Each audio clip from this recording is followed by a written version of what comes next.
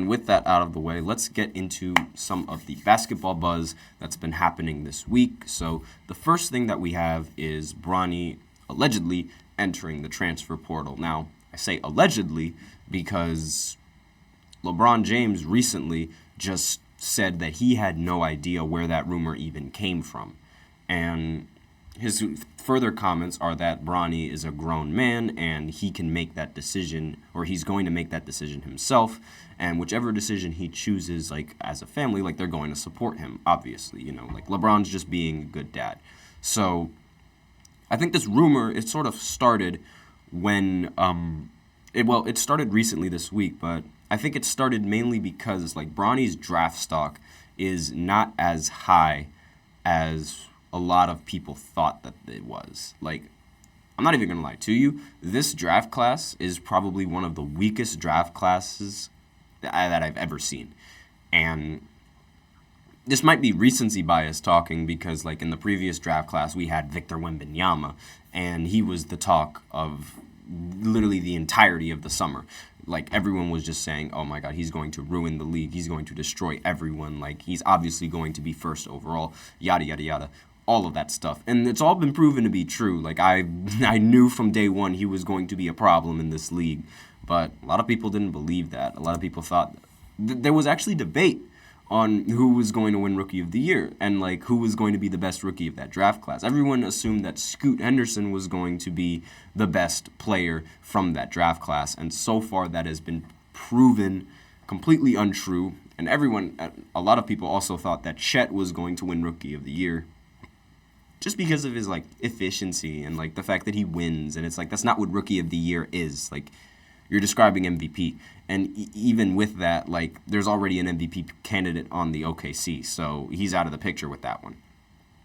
But, yeah, so he's entering the transfer portal, and he's, as a college player, he definitely, like, he doesn't have, like, on the offensive side of the ball, his production is not as strong as what many people thought. And part of that is because, like, he is LeBron James' son, and there's a lot of pressure and expectations that need to be met when you are LeBron James' son. And he just did not meet those expectations. But I don't really blame him. A lot of people forget that he had heart problems before the season, and we weren't even sure if he was going to even return to playing basketball. So the fact that he was even playing at a college level already impressed me. Now, it's not LeBron bias. I know everyone's going to think like, oh, he's a LeBron fan, so he's obviously going to be biased. Like, no, genuinely, when anyone like suffers from either cardiac arrest or suffers from major heart problem, you don't really expect them to come back and play that same year or like even play nearly as good as like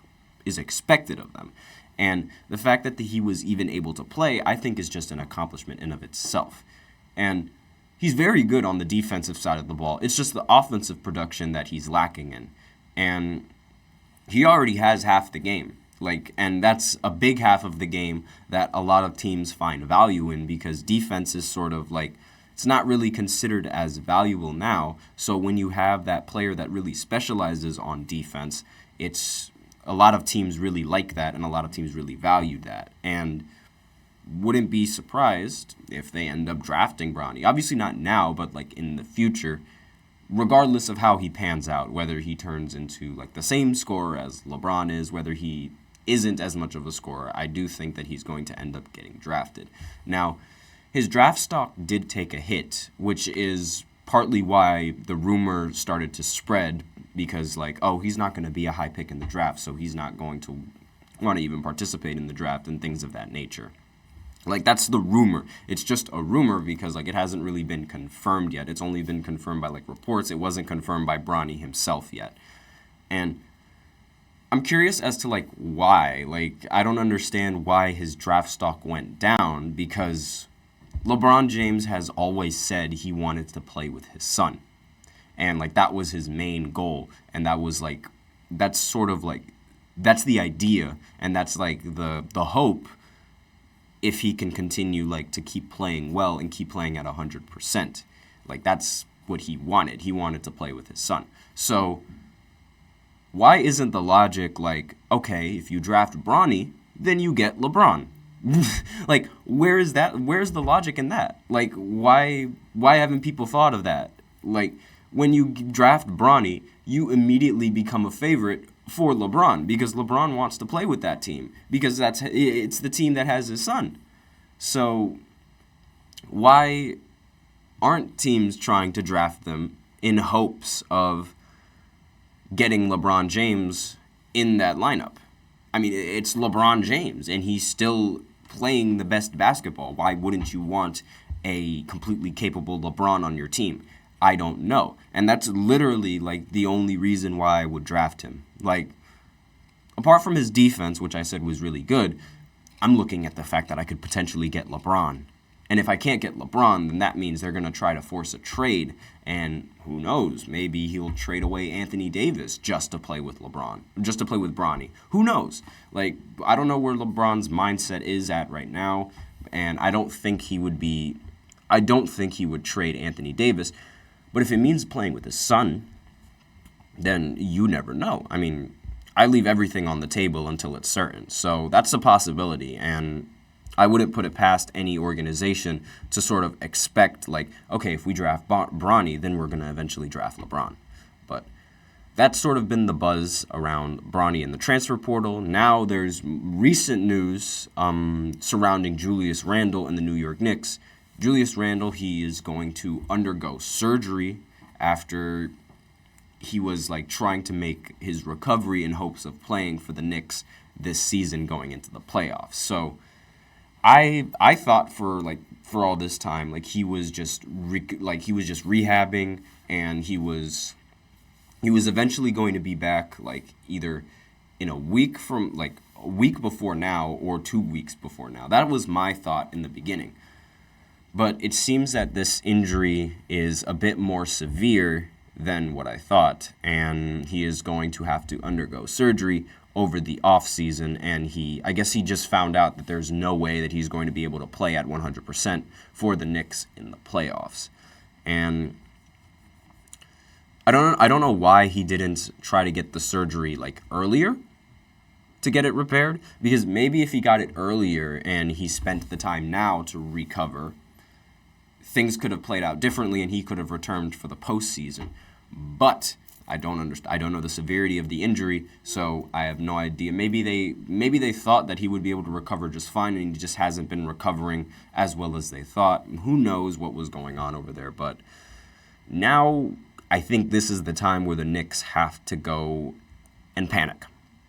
This is the time to hit the panic button, because I thought that Julius Randle was going to be fine for the playoffs, and that was the production that they needed. Now they're not even going to have that production. So now it's time to hit that panic button. The rest of the Knicks, they need to find that offensive production in the rest of the bench that they were able to get, and they need to apply that right now. Like, this instant now. Because if they do not get that bench rolling and they do not get the rest of those players consistent before the playoffs, they're not going to get consistent during the playoffs. They're the Knicks. And one of the things that, like, I know it's a joke that, like, the Knicks, like, you know, they're just a loser. They're just a losing franchise, and it's like they never go far in the playoffs, this, that, and the other. But a lot of people don't really ask why. And there is a lot of pressure being a New York Knick, and there is a lot of pressure playing in the Garden. Like, any other player loves playing in the Garden, and they always have their best career games in the Garden, like Reggie Miller when he eliminated the Knicks in the playoffs and scored 8 points in literally like 9 seconds, however long that was. Michael Jordan, when he changed his number to 45, he put on a show, like 6 games just coming back from baseball. Kobe Bryant, he also put on a show, dropping 61 points. Carmelo Anthony, he also put on a show. While he was playing for the Knicks at that time, like he still did, he put on a show. And James Harden, he also put up 62 points at one point and also put on a show when he played in the Garden. And you have all of these players that, like, they stamp the Garden. Like, they literally put the day that they play the Knicks on their calendar, and they get ready for that game because they know that it is their time to show out. Like, that place is an attraction for tourists. It's an attraction for so many fans across the NBA. And it's like, it's always packed. And everyone always tries to make sure that they have a good game in that Garden. And people don't really think about the other side of what they have to deal with, like the Knicks. The Knicks, they constantly have to deal with that thought in their head that, like, oh my God, this player is going to go off. Like, it seems like every single game that they play at home is a playoff game because every other team tries ridiculously hard to play very good in the Garden. And that takes a toll, and that's going to sort of like, I don't want to say, it's going to wear out some of these players because constantly expecting to play like a playoff game every single day it's not healthy, and it's not going to be good for the team where it's like, sometimes you need games where you can relax. And like the Knicks, they'll never be able to relax because every single time they're sort of they're always expecting that someone else is going to have a ridiculous performance. And then once they get into the playoffs, the rest of the crowd gets in their head because it is a very loud arena to play in, and with all of those people shouting, it's just a lot of pressure. Julius Randle was unable to handle that pressure in his first postseason run with the Knicks, where he got eliminated by the Atlanta Hawks, and Trae Young completely shut that place down, and Julius Randle was nowhere to be found in that series. And it's just the pressure of being a Knick, I feel like it got to him. And it didn't get to Brunson, however, because Brunson, he's made out of sterner stuff playing with Villanova. But that's my opinions on the Knicks and why they can't really seem to make it far. It's just too much pressure the rest of the year. And they definitely of all the teams, they have the most pressure because media coverage is always on them. They're literally in New York. And it's like, if they play bad, then the New Yorkers are going to talk bad about them. It's the same deal with like Philly and things of that nature. Like, if you play bad in Philly, regardless what team you play for, you're going to get a lot of hate from their fans. Like, it's incredibly toxic. And while I might not agree with it, that's sort of the burden of what it takes to be a Knick. It's the burden of what it takes to be a Sixer. It's the burden of what it takes to be a Giant, an Eagle, all of those kinds of things. It's way too tough. And don't even get me started on the Cowboys because we know how tough it is. And the same thing really applies to like Boston, and that's sort of the reason why I feel like Boston collapses in the playoffs, because that pressure of needing to win all those championships and this and that and the other, it just gets to them.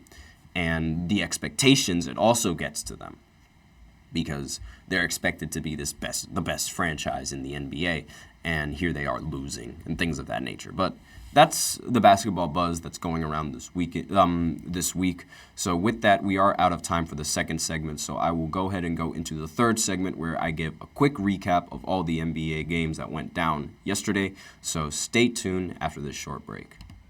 Looking for your daily fix of sports talk without having to pay for it? GSMC Sports Network is available on YouTube. Just search GSMC Sports Network. Get your fix of daily sports talk shows on YouTube, absolutely free. NFL, college football, NBA, MLB, MMA, UFC, fantasy football, and so much more.